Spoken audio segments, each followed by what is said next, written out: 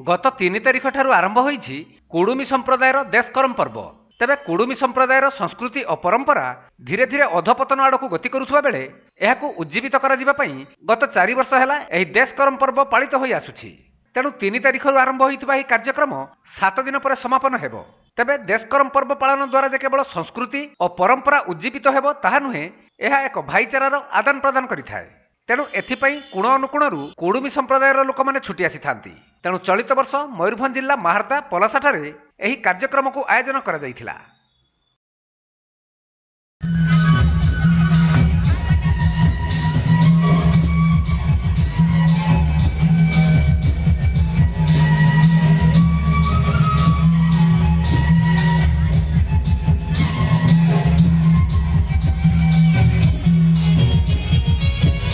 जे आम देश करमटा होउची जे आम कुडुमी जातिर एक परंपरा एवं सांस्कृतिक लोप पाई जाउथिबा हिसाब रो याकू गोटे देश किंबा आमर आंचलिक हिसाब रे याकू पालन करा होउची देश करम।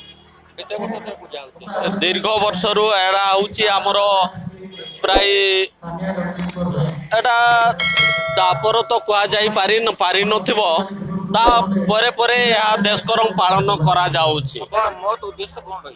यार महत्व उद्देश्य होउची आमर जातिर एक परंपरा एवं सांस्कृतिक कार्यक्रम को बजाय रखिबा पाई।